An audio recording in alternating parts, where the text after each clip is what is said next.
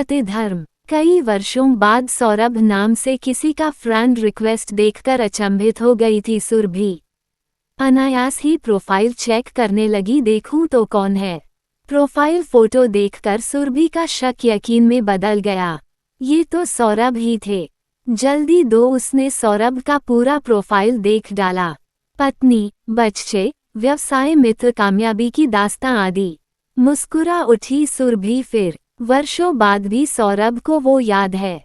हाँ, सच ही तो है, वर्षों बीत गए। इंटर कॉलेज कंपटीशन होने वाला था। सुरभि बहुत ही अच्छा गाती थी। फाइनल ईयर भी था। बाद कॉलेज के बाद कौन कहाँ मिल पाते हैं, कोई मलाल बाकी नहीं रखना चाहती थी सुरभि, इसलिए उसने अपना नाम सिंगिंग में लिखवा दिया था। मैम ने कहा भी, गर्ल्स में तो तुम हर बार ये कंपटीशन जीतती हो, पर हमारे कॉलेज से कोई भी बॉयज नहीं जीत पाते उस सौरभ से। लगातार 2 साल से वो ही जीत रहा है। सौरभ दूसरे कॉलेज का स्टूडेंट थे। सुरभि ने पहली बार उसे मंच पर ही देखा था। बहुत ही सधा हुआ गला था सौरभ का। मुग्ध भाव से सुना था सुरभि ने उसका गाना, और जब वो प्रथम आया तो बहुत खुश भी हुई थी वो। कुछ हल्के फुल्के पलों की मुलाकात थी दोनों की। सौरभ सुरभि की आवाज से बहुत प्रभावित था, किंतु वे मंच के बाहर बाद में कभी नहीं मिले। कॉलेज से निकलते ही सुरभि की आकाशवाणी में नौकरी लग गई। एक दिन पता चला अंचल के गायक कलाकार टीम के कलाकारों का इंटरव्यू था, और होस्ट थी सुरभि। सौरभ भी वहां आए हुए थे। एक बार में ही सुरभि ने उसे पहचान लिया। सौरभ भी उसे भूला नहीं था।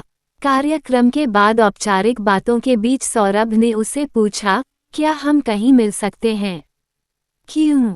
सुरभि ने पूछा। बस ऐसे ही। और सुरभि ने मना नहीं किया।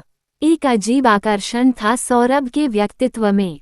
काफी हाउस के कोने के टेबल में बैठकर सौरभ ने सुरभि से अचानक पूछा, विवाह कब तक करने का इरादा है? अचानक ही इस प्रश्न से सुरभि थोड़ी अनमनी हो गई। मजे की बात ये थी कि दोनों ही सजातीय थे। सुरभि एक अत्यंत मध्यम परिवार से थी, वहीं सौरभ आभिजात्य परिवार से संबंध रखता था। अभी तो कुछ नहीं सोचा है, पहले दीदी लोगों की शादी हो जाए फिर मेरी होगी। सौरभ भी अधिक कुछ बोल नहीं पाए, किंतु इस मुलाकात ने दोनों के मन को छू लिया था। एक अपनापन, एक सौंधा सा संबंध पनप गया था दोनों के बीच। फिर दोनों ही लौट गए अपनी दुनिया में। न वादा न करार, फिर भी इधर दोबारा कभी सौरभ से सुरभि की मुलाकात नहीं हुई। उन दिनों न तो फोन हुआ करता था, न ही कोई एमएसजी करने का साधन, किंतु जिन्हें मिलाने का नियति ठाने बैठती है वो मिल ही जाते हैं। सुरभि के मामा की लड़की की शादी में दूसरी जगह जाना हुआ। वहां लड़के के घर में अचानक उसने सौरभ को भी देखा। दोनों अचंभित भी हुए और खुश भी। क्यों, दोनों को नहीं पता था, पर एक मीठा सा एहसास हुआ दोनों को एक दूसरे को देख कर। अरे आप? सुरभि ने अपनी खुशी छुपाते हुए पूछा। हाँ, मेरे दोस्त के भाई की शादी है। तुम किसके साथ आई हो? पूरा परिवार, मेरे मामा की लड़की है। अरे वाह, इस तरह तो हम रिश्तेदार हुए। मुस्कुराती हुई सुरभि ने अपना सर नीचे कर लिया। बंगाली शादी में शादी की रात एक रस्म होती है जिसे कालरात्रि कहते हैं।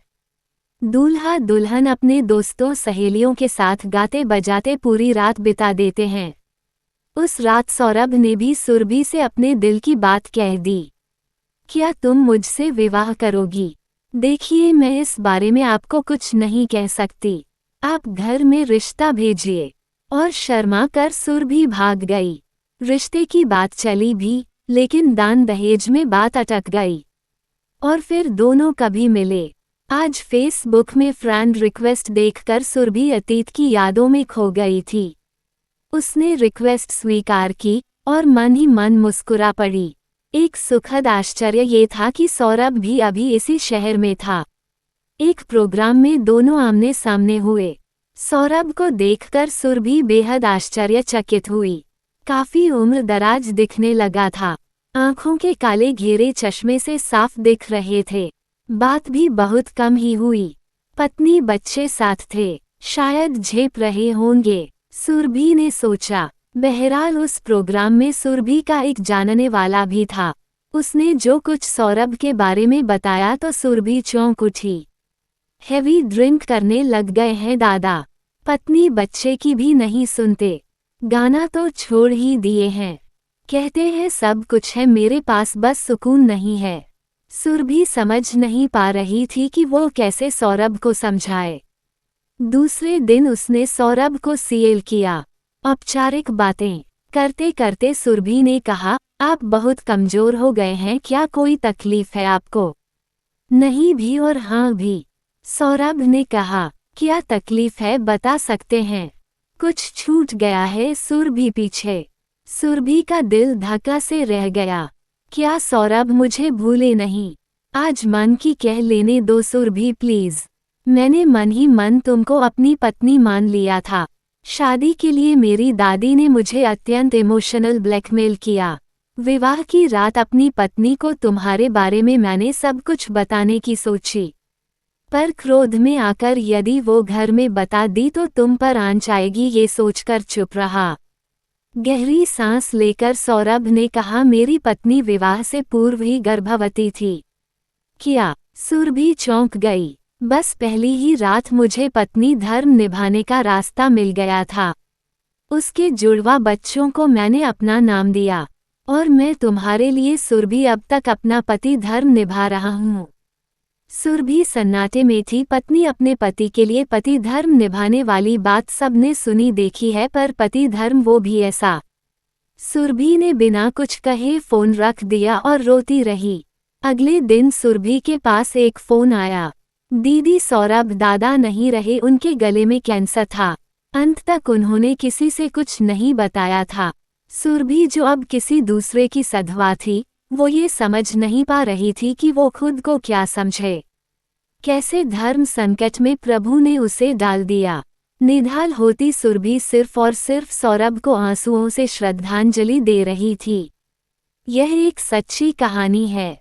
कहानी अच्छी लगी हो तो शेयर जरूर करें। धन्यवाद।